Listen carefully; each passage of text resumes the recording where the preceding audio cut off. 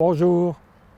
Dans le cadre de notre histoire sur l'industrie du fer dans le Pays Haut, nous vous proposons une émission en deux parties qui concerne l'usine à fonte pure du Signy-Gaudebranche, que l'on appelait également la société Lorraine Industrielle. En allant de Longwy à Villerue, en remontant le cours du ruisseau de la Côte-Rouge, on arrive à la station ferroviaire du Signy-Gaudebranche, auprès de laquelle se trouvait l'usine de la société Lorraine Industrielle.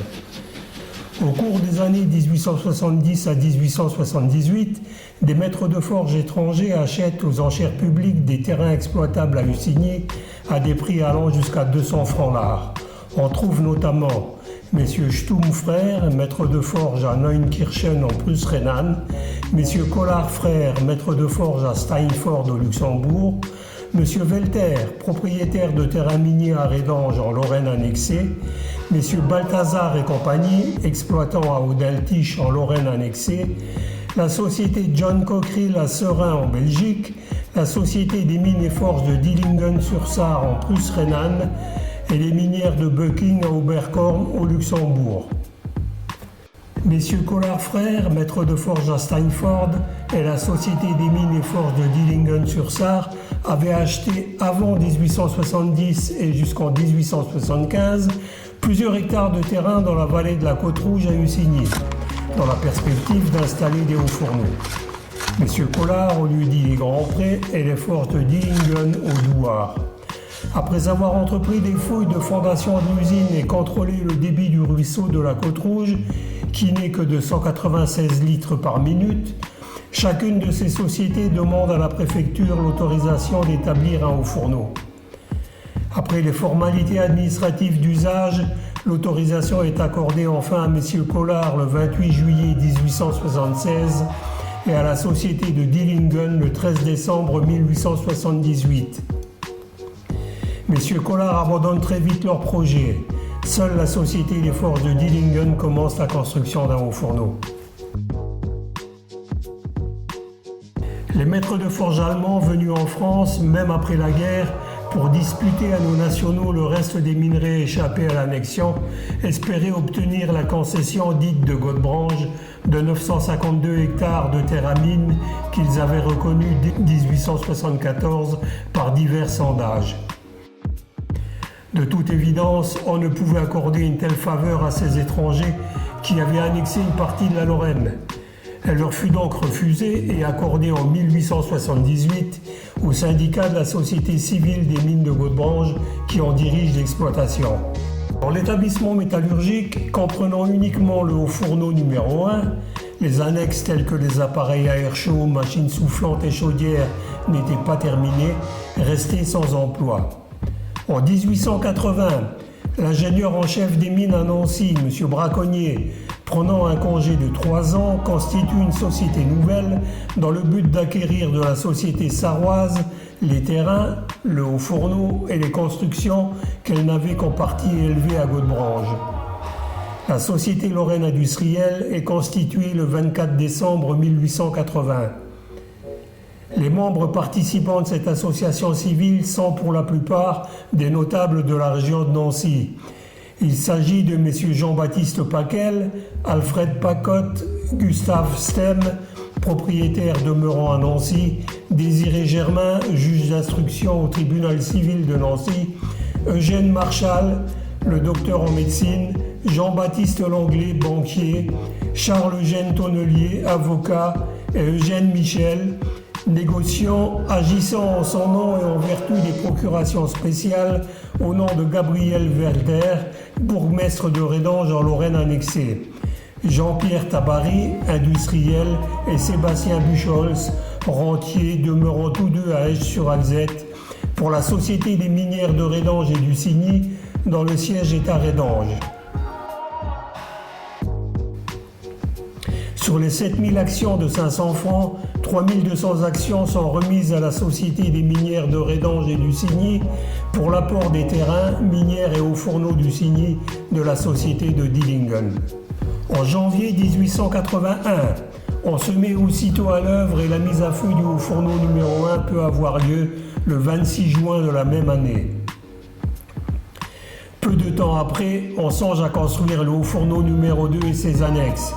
Celui-ci, commencé en 1882, est terminé en 1884 et mis à feu dès le 7 avril.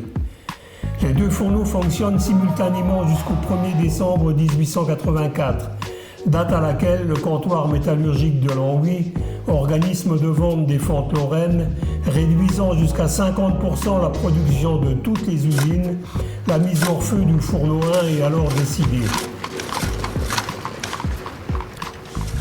Le fourneau 2 produit ordinairement 90 à 100 tonnes de fonte d'affinage par jour. En fonte de moulage, la production ne dépasse pas 70 tonnes.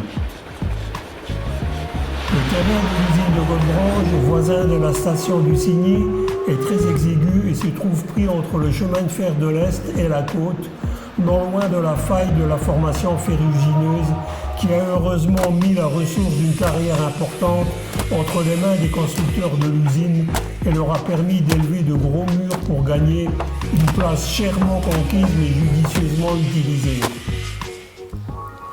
L'usine est raccordée au chemin de fer de l'Est près de la gare. Elle reçoit par cette voie les coques du nord de la France et de la Belgique que les wagonnets de chargement du fourneau prennent directement dans les wagons venus des charbonnages. C'est aussi par cette voie qu'elle expédie les fontes produites. Les minerais traités à la Lorraine industrielle proviennent à l'origine de deux sources principales. Premièrement, des minières de la Mercole exploitées à ciel ouvert le long de la côte nord-est du Signy et qui s'étendent sur plus de 1500 mètres, depuis la gare jusqu'auprès des exploitations de la Côte Rouge. On y rencontre différentes couches formant 6 mètres d'épaisseur de minerais. Les minerais sont conduits dans des wagonnets basculants de côté par une petite locomotive roulant sur voie étroite à travers un tunnel de 60 mètres de long qui débouche auprès des accumulateurs à minerais de l'usine. Deuxièmement, d'exploitation souterraine dans la concession de 50 hectares que la Société Lorraine industrielle a obtenue du chemin de fer Prince-Henri moyennant une redevance de 40 centimes par tonne de minerais extraits. Ces exploitations sont situées sous la colline qui fait face à l'usine dans le Grand-Duché de Luxembourg et en sont distantes de 200 mètres environ. Ces minerais descendent vers l'usine par une voie en pente de 1 mm par mètre dans des wagonnets conduits par une petite locomotive. Ils traversent une passerelle posée au-dessus des voies de l'Est qui part de la frontière et arrive aux accumulateurs par une pente plus prononcée. Les accumulateurs à minerais sont encastrés dans la côte. Ils ont 70 mètres de long sur 10 mètres de hauteur totale de rail à rail. Les voies d'amener des minières et mines se prolongent en double sur les caisses de ces accumulateurs et sont assez solidement établies pour permettre aux trains et aux locomotives d'y circuler librement. Les minerais arrivent cassés et triés des minières. Ces caisses ont peu de murs de refond, aussi présentent-elles dans leurs parois des rainures face à face dans lesquelles on glisse des madriers quand on veut former des séparations. Le fond des accumulateurs est formé par des plafonds percés de place en place, d'ouvertures rectangulaires munies de portes à glissières, faciles à mouvoir au moyen de leviers de manœuvre. C'est sous ces glissières que viennent se placer les wagons de la charge pour se remplir. Ces accumulateurs peuvent facilement contenir de 4 à 5 000 tonnes de minerais divers. Une solide toiture qui les recouvre tout du long, les abrite de la pluie et de la neige. L'usine du Signy se présente donc dans des conditions exceptionnellement favorables pour produire la fonte à bon marché. En effet, elle est située pour ainsi dire dans la gare du Signy et placée au centre de ses exploitations minières. Elle passe dans le bassin sidérurgique pour fabriquer la tonne de fonte avec la main-d'œuvre la plus réduite de toute la région, grâce notamment à ses manutentions mécaniques, à ses grands accumulateurs et au groupement de tous ses services dans un espace restreint. Cette main-d'œuvre atteint à peine le prix de 2,25 francs par tonne, l'entretien n'étant compté que pour 75 centimes. En 1898, pour répondre au mieux aux nombreux accidents qui se produisent dans les mines et minières et l'usine toute proche, on construit un hôpital de 27 lits à Ussigny-Godebranche pour un coût de 106 000 francs. Cette dépense est couverte par les sociétés minières de Hussigny, de Godebrange, de la Côte-Rouge, du syndicat de Tiercelet et de la société de la Lorraine industrielle, chacun étant copropriétaire pour un cinquième. Les soins sont administrés par un médecin, assisté d'un infirmier et d'une infirmière. Dans la tourmente d'août 1914 et dans celle de mai 1940, de nombreux soldats blessés dans les premiers combats y sont soignés. Seuls les premiers soins ont été dispensés, les blessés étant évacués ensuite par ambulance derrière la ligne Maginot.